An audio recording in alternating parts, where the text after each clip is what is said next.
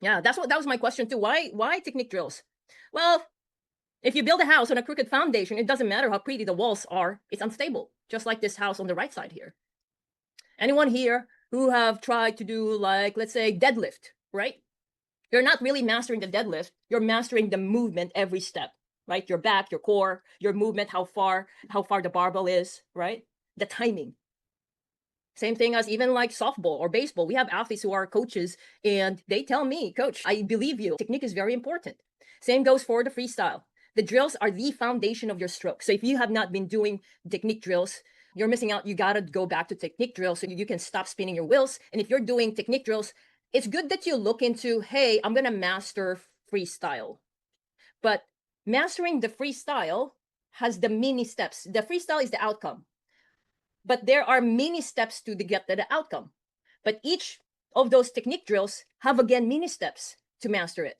Does that make sense, everyone? Hope I explained that. So that means, so the drills you practice are the foundation of your stroke. So that means every movement you repeat becomes part of the structure. And if the structure is built on bad habits like a dropped elbow or poor body position, then every lap just reinforces the wrong pattern.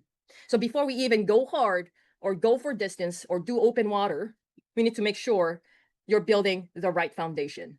And in fact, with our athletes, it doesn't really matter to me how much distance they can do on their first workout. I don't make them go do more because without doing technique the right way first, they're just going to instill the bad habits. You guys, right? We got to cut the bad habits. But then now, which bad habits? Because there's so many of them. Now, let's go back here. So why one targeted drill beats random reps? Because muscle memory works both ways. If you repeat a mistake, you're reinforcing it. That's from Coaching Science Abstract. So you get really good at swimming wrong if you're doing the bad habit, right? Studies in coaching science show that swimmers who practice one targeted limiter specific drill improved faster than those who cycled through random drills. So the right drill caused performance gains, the wrong drill wasted time and ingrained inefficiency. What I meant by this, wrong drill can be something that you picked up on YouTube because you thought that was for you, and then you start doing it, but it's not for you because it's really, you don't have a problem on that, or you think that that is the problem, but it's only the tip of the iceberg, right? Or it could be the right drill. You said, yeah, I know that that's going to fix it. Coach, another coach told me that it's going to fix it. So I need to really master that, right? So you go to YouTube, but then now the next thing is that how do you do the drill, right? It's the how.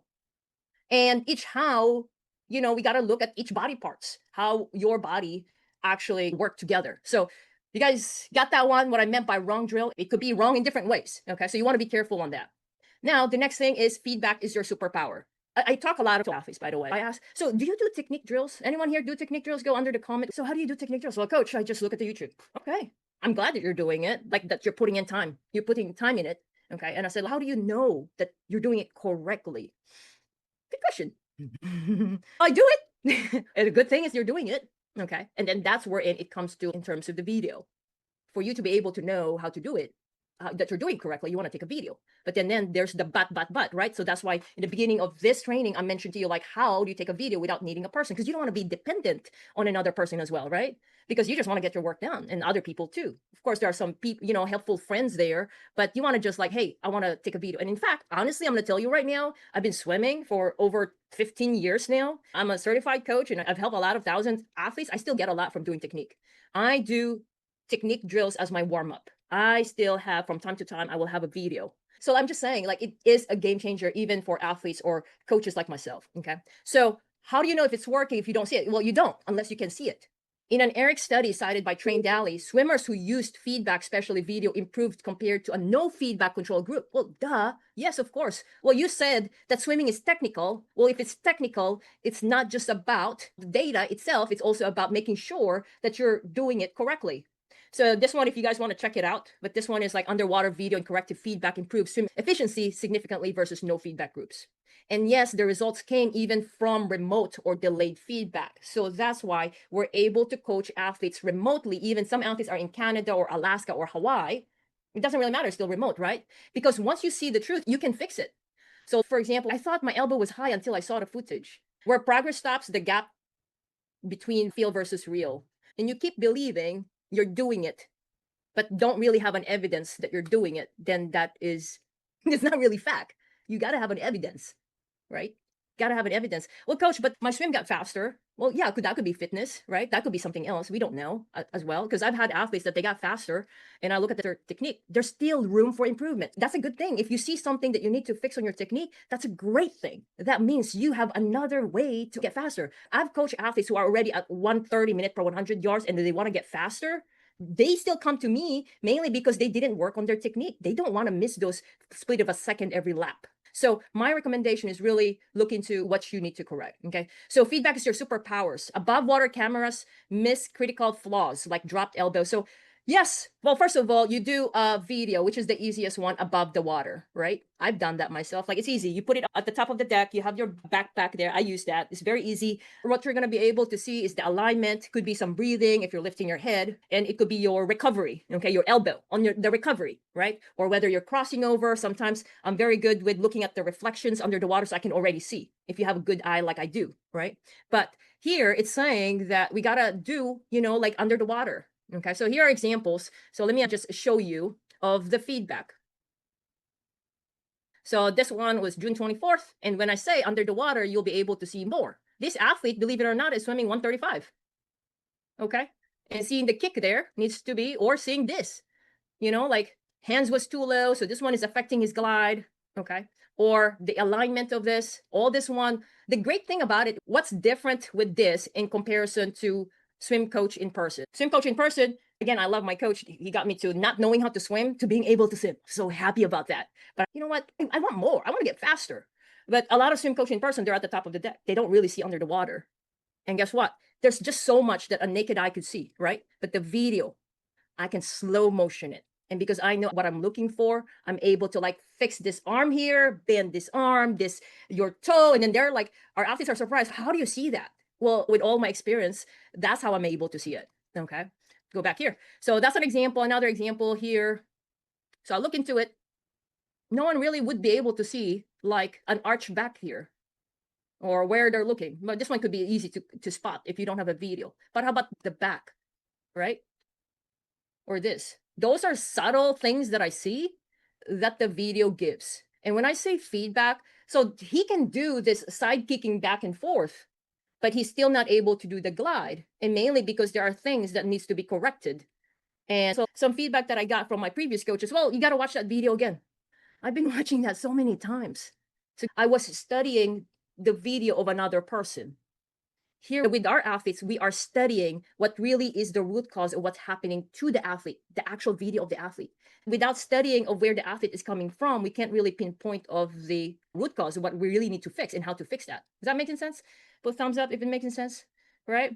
So yeah, it's completely different perspective. And especially for those individuals who hasn't seen their video, they're missing out because this is where the fixing needs to happen. Okay, all right. So why underwater video changes everything? Most of what's breaking a stroke is under the water. Drop elbows, crossover entry, poor rotation. Because if you think about it, I mean, what do you see above the water? Recovery, right? Like I said, alignment. But what's moving you forward propulsion is under the water. The catch, your kick, your pull, the rotation. Well, you can kind of see the rotation above, but there's a lot more there. Like what is the next effect of the rotation?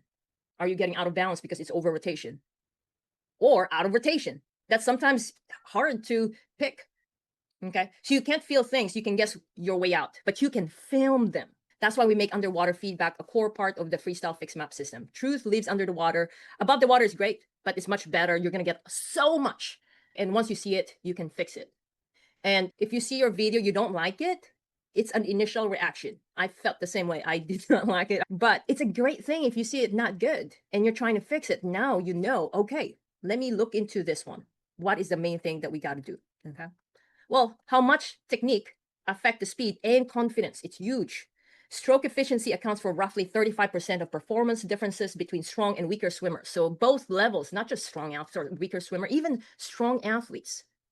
I have an athlete who was before us. He was stuck at 150, 155. And I asked him, have you worked on your technique? And he's been swimming for like since he was 30s. He's now in his 60s. Okay. Have you seen yourself swim or have you worked on technique? No, coach, but I work hard. Yeah, he works hard. Monday, Wednesday, Friday. Guess what? That pace dropped down to 130. And then now he can hold 130, 135 for a long time, 2000. And it's mainly we were fixing the technique. So even faster athletes can get a lot from it. Just imagine that. Here's an athlete who actually came to us mainly because of open water. He did not have confidence. And initially to me, I told him, I need to dig into your mindset. If it's open water, it's all about confidence. It's all about calmness, right? So I said, here's what we're going to do. We're going to check your technique again. And then I'm going to dig into your mindset. Is it really some fear? But guess what? I didn't even get into the mindset yet. Instead, I went back to the technique and I saw his technique was not the greatest thing. But this one here, he had the best day ever of his open water swim. I have not met him in person until now. And guess what? Massive win for Rohit. 6+ weeks. He was struggling on his own, trying to figure out what's going on. 6+ weeks. He's in Texas with breathing and panic in open water. He's strong on the bike and run. He even runs sub 8 minutes per mile. And the bike is no problem. Okay. So this one, we only did 16 days of focus technique work. Of course, it's not all 16 days. So about 4 to 6 times of swim session, we focus on what he needed to work on, which is basically the stroke rate, his breathing. Those are the things that we work on. And the glide, that helped him a lot. And he was able to do 25 minutes nonstop, not just with wetsuit. It's without wetsuit because it's hot in Texas right now. And this is the same guy that cannot even do a 25 yards in open water because of panic. And I really thought it was mindset, but I had to work. We work on his technique and it was a game changer for him. Okay. And yeah, that was his share. He was so happy. Best day ever. He was able to do total of 700 yards without wetsuit. Without the wetsuit. He also had sinking legs, by the way. So he was getting him tired. So if you know that you have sinking legs, that is energy waster. Okay, you're wasting your energy. And the glide was not there. So if you don't have glide, you're just spinning. You have no glide, you're not moving as much, and you have to just complete your stroke, but not really moving. And that's taxing. Okay, so those are the things that we worked on. Okay, same thing, sinking legs. I just posted this one this morning. Sinking legs, no confidence. That's Carlos. He was at 235 pace. He had finished a couple of 70.3s already before I met him. And on his third 70.3, he was annoyed that his pace on the swim was not going faster. Through remote coaching, now he's at 147. And just 3 days after swimming, he did that. 3 days before he finishes 6.4 miles. 6.4 is 11,250 yards. If I click this one here, this is the data. And I just posted this one in my timeline. But basically, his longest swim was 2.4 miles. And that was Ironman, Texas.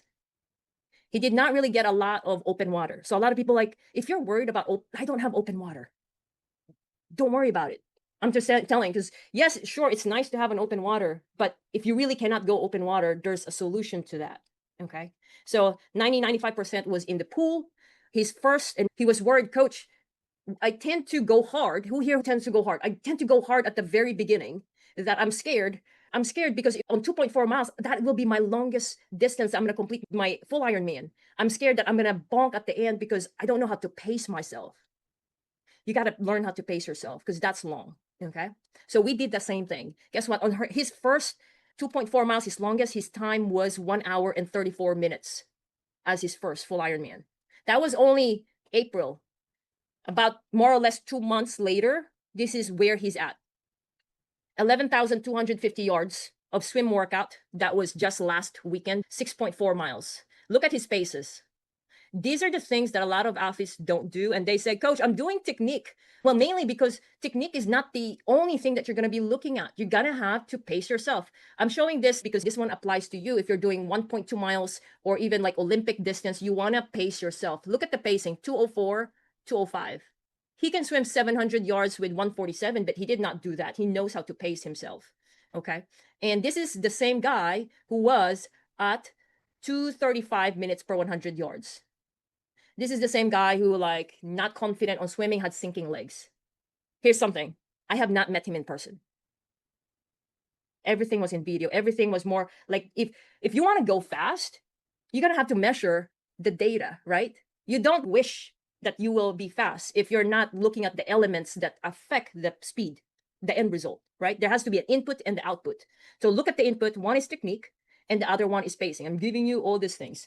Because to me, I'm like, oh, how can I do? And then a lot of people do technique, but they're not doing speed intervals. Same thing as with these people. Okay.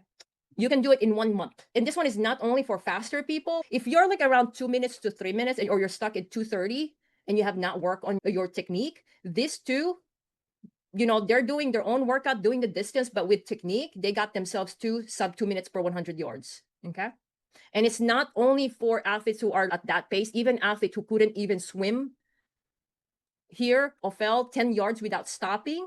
February, this one is this year, March, got himself swimming longest nonstop swim.